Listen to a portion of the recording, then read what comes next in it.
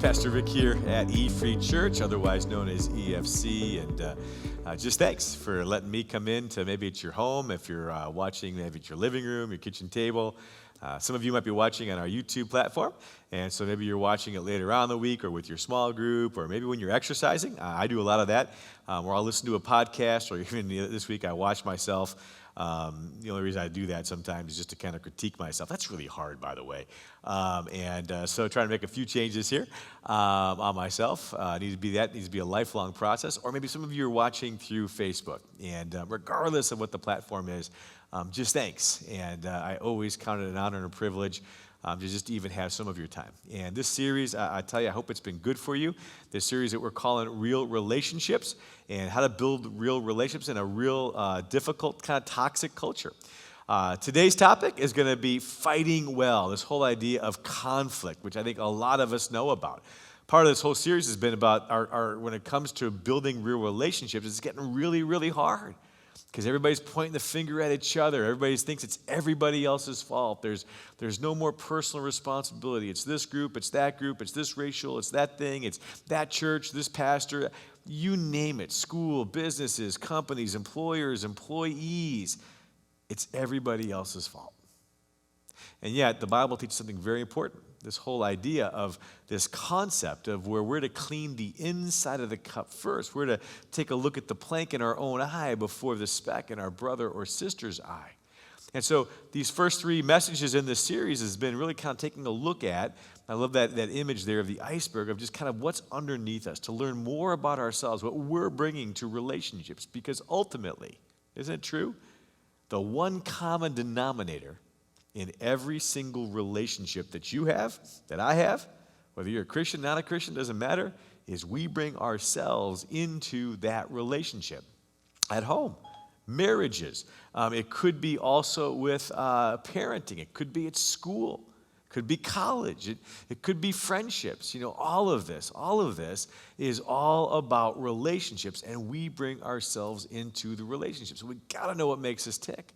Had you do some things like a family genealogram and some tough stuff, and encourage you, if you miss any of those messages, to take a look at those. We've also hit home that loving well is the goal of the Christian life. I mean, Jesus said it this way. When asked, what's life all about?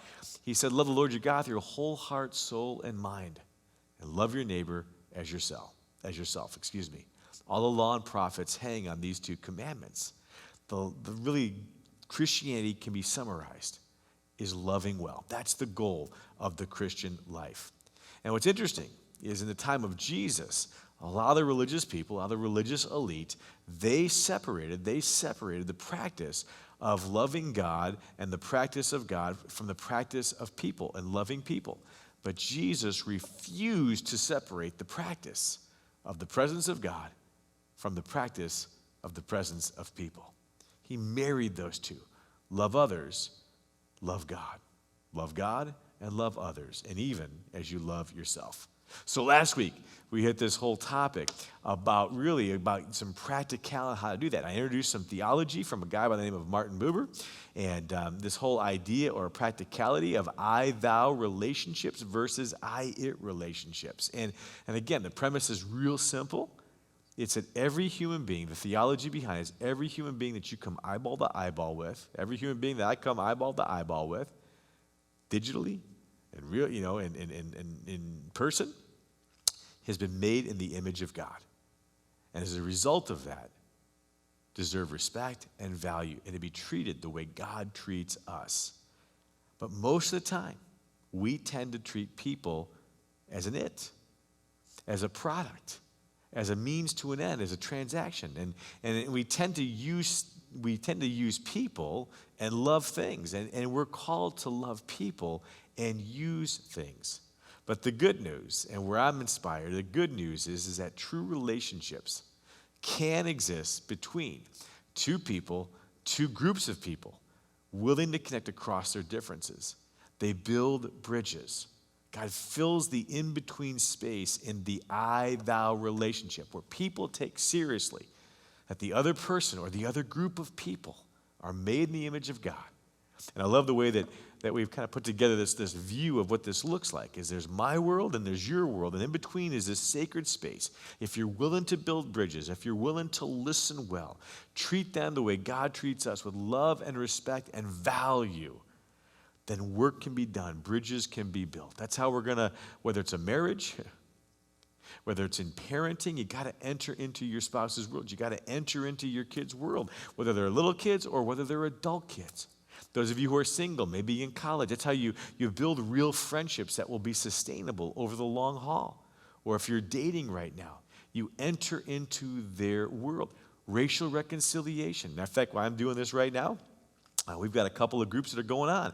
Be the Bridge. It's all about building bridges in between, understanding each other from races. And I think it's so important.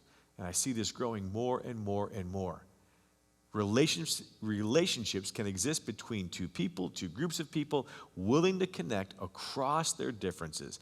They build bridges because the in-between space is sacred space where God can work. And ultimately, the fruit of mature Christian spirituality is to be an incarnate presence to the other person, incarnate loving, the way Jesus has for us. For the Word became flesh and made his dwelling among us. And so last week, talked a lot about the practice of listening. So today, I want to talk about learning to fight well, because here's the reality, right? I mean, I can talk all about it, but I'm imperfect, you're imperfect, I'm broken, you're broken, and our relationships are going to be broken, whether it's at work, at church, in our small group, in our families, in our marriages. And so it's inevitable because of our brokenness, because of our shortcomings, because of our quirks, because of our sin. We don't know how to fight well. So we're going to talk about conflict resolution. And to kind of help you understand this, let me give you a little video of the way basketball was not meant to be played, poor basketball playing, if wrestlers were playing basketball.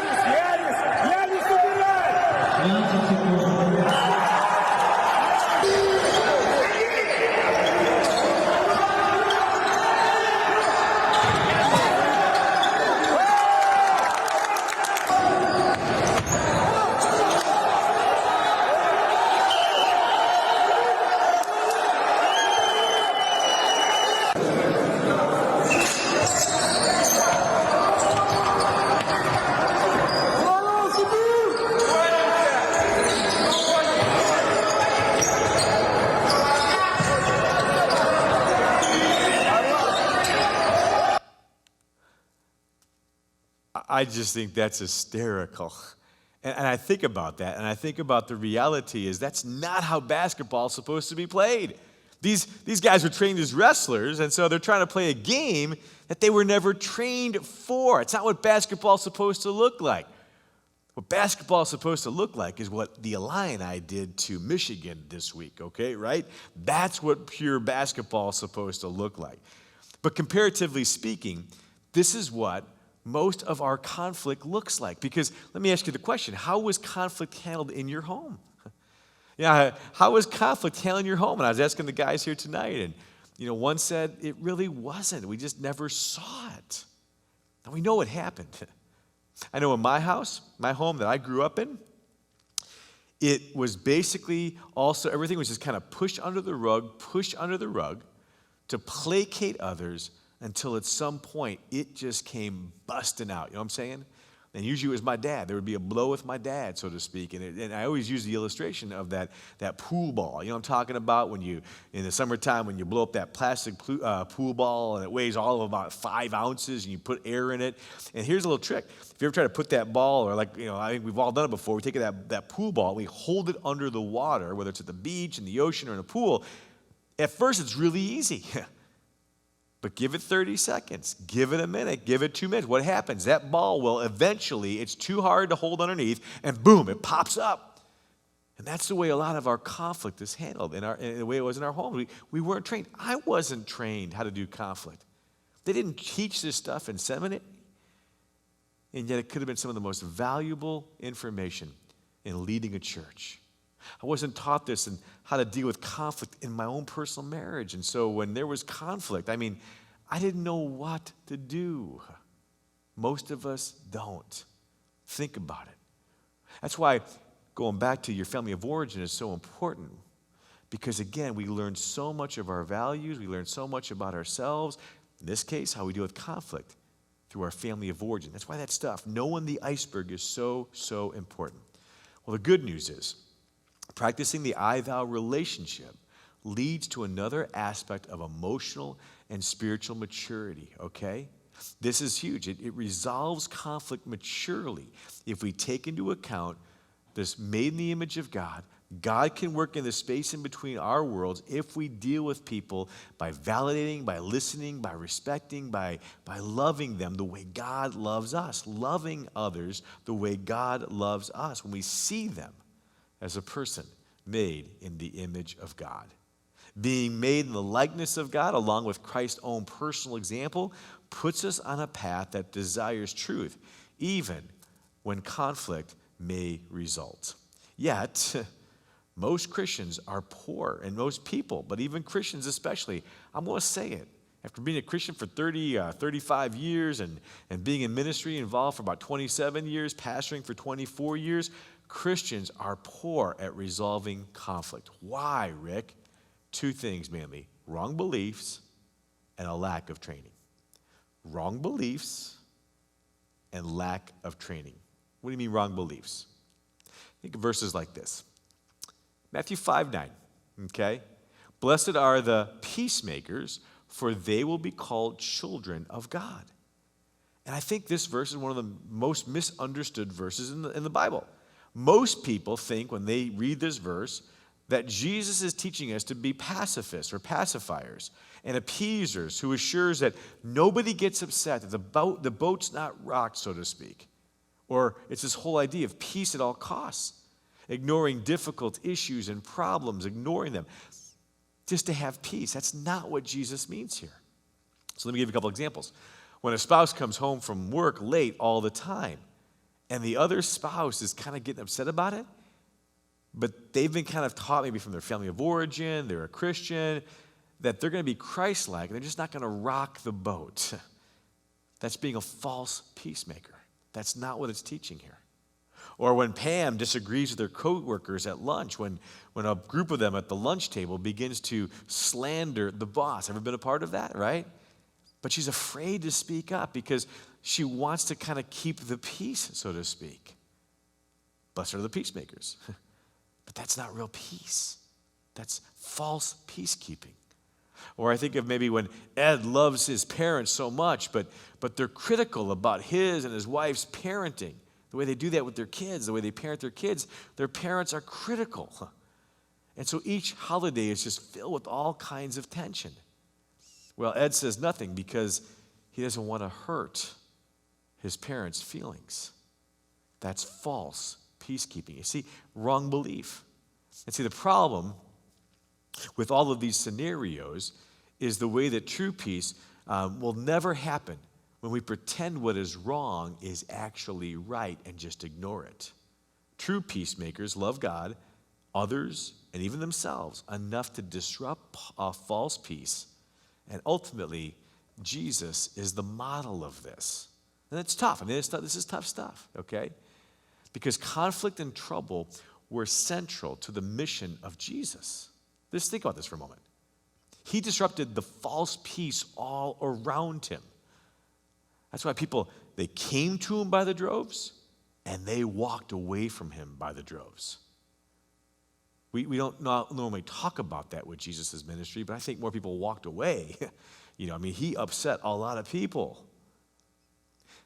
He said it this way one time in Matthew 10. If you want to jot these verses down, look at them later. Do not suppose that I have come to bring peace to earth. I did not come to bring peace, but a sword. Now, don't misunderstand that. Those of you who've been with us through the Revelation series understand the sword is a figurative picture, not a physical sword that gives any country or Christians or anybody else the right to do violence. The sword is another term for what? His word. I have come to bring the word, to bring truth. And as a result, it goes on to say, for I have come to turn a man against his father, a daughter against mother, a daughter-in-law against her mother-in-law. For a man's enemies will be members of his own household even. Anyone who loves their father and mother more than me is not worthy of me. Anyone who loves their son or daughter more than me is not worthy of me. Whoever does not take up their cross and follow me is not worthy of me. And again, this is some tough stuff. What he's saying here is the love for him and the devotion to him compared to, we're to have love and devotion. The Bible teaches, honor your father and mother. Parents, love and do not exasperate your children. So here's the tension of truth.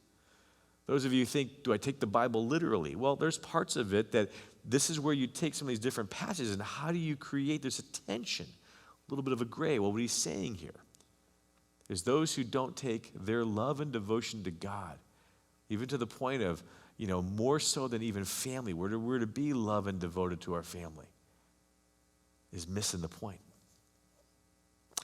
Whoever finds their life will lose it. Whoever seeks for it in this temporal world of ours and all the temporal gains, but whoever loses their life for my sake will find true life. And the key to translating or understanding and interpreting this whole passage is in this last verse. And see, Jesus, he disrupts the peace because he has an eternal kingdom with eternal values that he wants to intersect with our temporal. That's why this is hard. That he came to actually destroy, because in the temporal world, there's a false sense of peace. If I just make enough money, if I just have a nice home, nice car, if I just live at peace with people, so to speak, and don't bring up the hard stuff. But why does Jesus teach us? Why does he disrupt the peace? I think this is huge. Conflict, as I said earlier, conflict and trouble were central to the mission of Jesus. In the lives of his disciples, we see it. To the crowds that he upset, the religious leaders, without a doubt, even the Romans themselves, that's the crucifixion, as well as the religious leaders, and even families at times. So why does he disrupt the peace? And I wrote this way in my notes. Because you cannot have the true peace of Christ, this kingdom peace in his kingdom, with lies and pretense. They must be exposed to the light and replaced with truth. For this is a loving thing to do. This is so important. And the reality is unresolved conflicts are one of the greatest tensions in Christian lives today. Unresolved conflict, one of the greatest tensions in Christian lives today. Probably even your own life. Not even for just Christians, of course. If you're out there listening, for all of us. Because most of us don't have the slightest idea what to do with conflict that goes unresolved. Why? Wrong beliefs and no training. So instead, we risk more broken relationships. We prefer to ignore the difficult issues. And here's what a lot of us do. I've been guilty of it for years. We settle for a false peace, hoping it will just go away. And guess what? It doesn't. Just like that pool or that beach ball that you try to hold under the water. It might pop up and it might look differently, but it all goes back to unresolved conflict. That's why in this great book I've been using from Pete Scazzaro, Emotional Healthy Spirituality, many of us believe loving well is learned automatically. It's not. It's trained. Or that's just a feeling. If I feel peace, it's peace. No, that's not. Peace is not a feeling. Love is not just a feeling.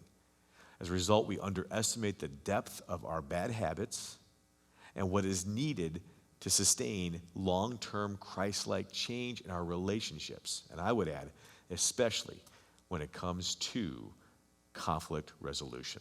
So, wrong beliefs and a lack of training. So let me get real practical. I've already kind of hit the wrong beliefs. Let me talk about the lack of training and talk about the training and the skills that are needed to finish up this important message, okay? What does it look like? What are the training and skills needed? Well, I've already talked about listening, but I'm going to put together the skills of speaking and listening. The skills of speaking and listening. Because we all know that communication is essential for relationships, but we don't know how to do either one of those very well. Some of us talk so much that we don't even give the other person, whether it's our marriage and our child or our parent or our group member or our friend or our classmate, we don't even give them a moment. Especially those of us who have friends or loved ones who are introverts, they need time to process. They need time to even be away from the conversation and come back later on. So let me give you some tips about speaking. Okay, first speaking. Number one, first off, always talk about your own thoughts and your own feelings. This is rudimentary. It's the basics, but oftentimes we miss this. Use I statements. A lot of us, when we talk, it's, well, you did this, or you, that's all the finger pointing. You know, these group of people, that group of people, this politician. You, versus I statements, especially in a marriage and parenting and friendships at work. Use I statements, talking about your own thoughts and feelings. I feel like oftentimes you disregard me by the choices you're making. Another thing is be brief. Try to explain it in a few sentences or a few paragraphs, okay? Don't be long-winded like a pastor. You know what I'm saying? Okay? And when you're done, just say, is that all for now? Or should we say, that's all for now? Just let them know that you're done. When you say that little phrase, that's all for now, that person knows now they can speak. Because the other person, you got to be working on your listening skills. Like we talked a lot about last week, not going to go into it deep. Did a lot of depth on the listening last week, but things like put your agenda on hold. Just be quiet and still like you would be before God if you're a Christian. Allow the other person to speak. Don't but. Well, that's not true. And think about how many times we interrupt each other. Interruption is not communication. It's just interruptions. And again, what I love about this is this can be used in any relationship, okay? Reflect the person's words back to them. That's huge, okay? That's why reflective. If you got to just say, what I heard you say is that you're feeling disregarded because of the choices I'm making, okay? And then what you can also do too is if there's a lot going on there, you can always ask the question, is there more? And what's the one thing? So it kind of helps them kind of focus to the speaker. What's the one thing that you want me to take away? That when you do this, I feel disregarded, I feel hurt, okay? Doesn't mean you have to do everything that they're asking, but at least acknowledge and reflect back what they're feeling. Validate them as human beings made in the image of God. And the repeating back of the other person, what they said, what they talk about, is to be sure that you're hearing them accurately. You can't do this while you're on your phone. You can't do this while you're watching the game on TV or all these other distractions. You got to look eyeball to eyeball, okay? And let me give you a couple things I'll try to say in my relationships. When they're done, I'll say things like, you know what, that makes a lot of sense to me.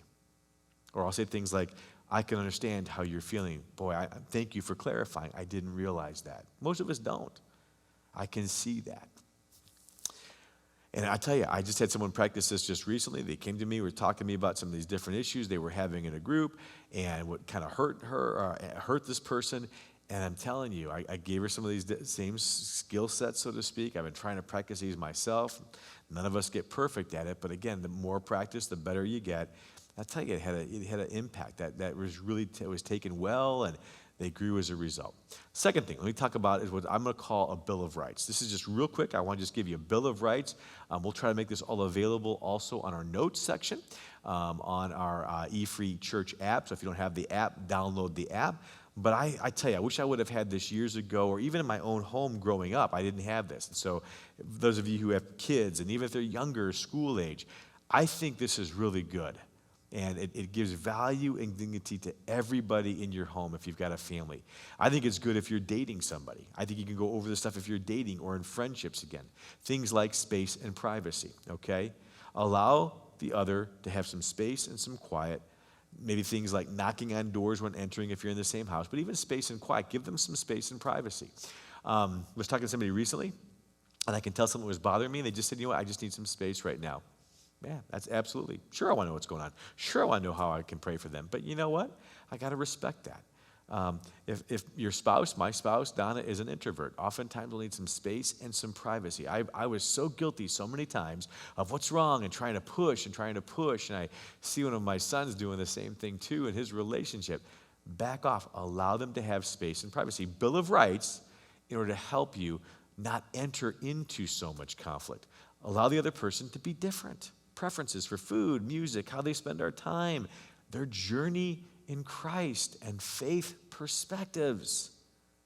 Again, We don't allow people to be different. Why does everybody have to think and believe and act the way we do? I'll tell you why. Small egos. Brokenness. And we're not mature enough to allow others to be who they've been made in the image of God, who they are, the way God has uniquely and beautifully wired them together. It's also okay to disagree. I think it's a part of a Bill of Rights. There's room for different perspectives. Bill of Rights to be heard. Their desires, their opinions, their thoughts, and their feelings. Some of the way we handle conflict, when you really take a step back, if one person gets big all the time or there's lots of yelling, they're just disagreeing, there's no making room for the other person to be heard, to be taken seriously. It's a big one. I think things like being given the benefit of the doubt, checkouts, be consulted, checking in and asking when decisions will affect them. That's huge. Parenting, it's even huge for kids. Make sure, hey, do you understand what's going on? What are your thoughts? What are your feelings about this? I'm telling you, your kids will appreciate that, especially as they get older in junior high and high school. But Rick, man, I'm the parent. I know you're the parent. But as you do this, what we give, we will receive. What we give, we will receive. The right in this Bill of Rights to be imperfect and make mistakes, that's all of us. That should be pretty self-explanatory. That basically leave room for breaking things, forgetting things, and even letting each other down unintentionally. Okay? And of course, to be respected. Using words that don't hurt, asking before using something of theirs, treating others as I and thous, and trying to do the hard work of respecting their thoughts and their feelings. Okay? That's kind of a little Bill of Rights that you could just kind of put maybe on a refrigerator or just somewhere. I'm going to put mine in my office at some point because, again, for staff, for how I'm treating people, for the church, for my family, for friendships. Another couple of skill sets here. Some of you need to stop reading minds. Stop mind reading, okay? I'm telling you, it's a sin. It's a little verse. I think it's the 9th commandment, right? You shall not give false what? Testimony against your neighbor. Shouldn't give any kind of false testimony. Well, what do you mean, Rick? Well, this is a powerful tool that I think can really eliminate untold conflicts in relationships, because if you're going to do, I'm going to call here in a second a checkout, because here's the deal. A lot of us, we make assumptions about the other person, okay, whether it's work, home, marriage, friend, who has hurt us or disappointed us without confirming motive. And ultimately, if you believe a lie about that person in your head, okay, and since we have not done the checkout with the other person, well, I know I'm right. I know that's why they're doing what they're doing. No, you don't. When we go that far, when we are possibly believing something untrue about that person. In other words, we're given a false testimony, especially if we pass that false assumption around to others. I've been doing this for 20-some odd years. I've heard once in a while something that somebody said about me, kind of being a little bit more of a public figure, so to speak, and really it's bearing false testimony. Well, I heard you believe. No, I don't. Where'd you hear that? Well, guess what? Again, you've been the recipient as well as the giver of this to others as well. So how do you get past this? How do you get past this? It's called the checkout. It's called the checkout. Another skill set. Here's what you got to do. Somebody hurts you. Somebody disappoints you. Hey, here's what you do. Ask them, can I have permission to check out an assumption I'm making, okay, about you? If they say yes, proceed. Hey, I think you're thinking this, or when you did this, it hurt me this way because it feels like you were being intentional. Is this correct? Third step with that checkout. So just basically, hey, I took it this way in group, or I felt like you were being condescending, or I sensed you were not really caring about my thoughts and my feelings. Is this correct? You see where I'm going with this? You can do any relationship. And then the third step is, after you do the checkout, is let the person respond. And then you do your speaking and listening skill set again. Does that make sense? It's called the checkout. You can do this with employees, employers, spouses, friends, roommates, coworkers, parents, kids. The list is endless. I just did this a couple times this week. One at home, did one here at the office with a coworker. It's a checkout. It's a great way. What it helps to do is another skill set that we've never really learned is how to clarify expectations, because here's where a lot of conflict gets built. Unmet and unclear expectations create havoc in our relationships. Whether in our marriages, whether at work, whether in churches and friendships, we expect others to know what we want or what we think of them before we've even said it. See, here's the problem. The problem with most expectations, just think about this. The problem with most expectations for us is they're unconscious. We don't even realize we have them until we're disappointed, until somebody hurts us. They're unrealistic, okay? They're oftentimes illusions of others. Like the illusion that certain people, those of us who are closest to us, my spouse, my pastor, or whoever, is always supposed to be available, be there for us. Or that they're unspoken. We've never really verbalized our expectations. Therefore, we get mad when those expectations aren't met, but we've never verbalized them. It's like we're expecting them to mind read us. And the other thing is they're unagreed upon. The person never even agreed to that. You ever have this? Am I speaking the truth here? Am I speaking something that's helpful? I mean, think about some of the conflict in your marriage or with a friend or if you're in college. Racial.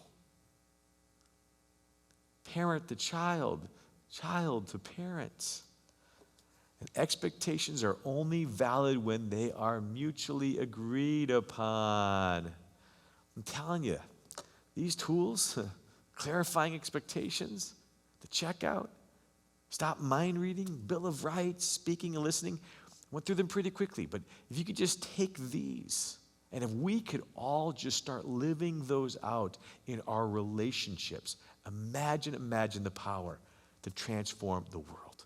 I think it's one of the greatest gifts that we can give the world as the people of God is to be a community of emotionally healthy adults who love well, even when it comes to this thing called conflict. Now, it will take the power of God, a commitment to learn and grow into new healthy patterns, the hard work in this. That's why all the work of knowing the iceberg, what's underneath yourself, some of your family of origin kind of patterns and habits, is to destroy the unhealthy, destructive patterns. Man, I'm telling you, I had so many. I'm still working on these things, okay? That go back to our family of origins, go back to maybe a few generations. Even churches have unhealthy structures or unhealthy patterns, so to speak. Even our Christian culture, seeing it more and more toxicity because it's more and more looking like culture out there, and we're seeing that in so many different levels. But think about how this thing called the church, this new community that Jesus formed, he meant this to transform the world, and it has. And we forget, when you think about those disciples, okay, those guys that he brought together, the people, some of the men, later on the women, they were unlearned, unschooled. I would look at them and go, they weren't exactly emotionally or spiritually mature. Peter had a big time problem with his mouth going off and a little bit of thing called temper, right? James and John were called the sons of what? They were called the sons of thunder. Not because they were great bowlers. They were probably aggressive and intolerant. Philip was a skeptic and negative. Matthew, the tax collector, I'm sure there was this, we don't hear much about him as a disciple, but there was Simon the Zealot, okay? You couldn't get more Republican, Democrat. You couldn't get more maybe black, white. These guys probably hated each other. The tax collector, who was a Jew taxing his own people, was hated by the Zealots. They wanted to overthrow Rome. I mean, it wasn't like these disciples, they were unlearned, all these different. Thomas was depressed and a pessimist, to say the least, doubting Thomas. And yet this group was formed. They became spiritually and emotionally healthy. They began to love each other the way Jesus taught and modeled for them. I mean, the one thing they all had going for them is they were willing. They were willing to love, to practice the presence of God, and to practice the presence of people, loving God and loving each other through all the thick and thin and the difficult, the hard work, through conflict. And God used them to change the world. We're a direct result over generation after generation after generation because of what they started. Let me end with a quote I want to give you. And I posted this just recently on one of my Instagram as well as Facebook. I just love this quote by this pastor. It says it this way. It says, we live in an age where the amount of daily information that we receive that should enrage or grieve us far exceeds our capacity to bear it. Only God can bear all the sorrows of the world. We, on the other hand, have to choose what sorrows to bear. This is complicated but true. I just, today in my time alone, my pause, I take a break before I tape here, I just thought about this. We're bombarded with so much information, so much that enrages us. Think about how angry we are, how angry this world is. What grieves us far exceeds our capacity to bear it. And I think about this. That's why one of the skill sets I've been trying to give you, I want to just one more thing here to add, is don't forget the silence and solitude. See, I wrote in my notes on this, I said, there's so much truth in this. One of the reasons we are hurting, angry, frustrated, and exhausted is because we forget the need we have to slow down, to stop, to unplug, to have a Sabbath, to include in our spiritual disciplines things that we typically have not learned as evangelicals: contemplation, silence, solitude, reflection. It's so deeply needed in our daily experience and lives. That's why I've been also in this series trying to get you to pause, to do some silence and solitude, some reflection. The stuff I gave you is both easy and incredibly difficult all at the same time.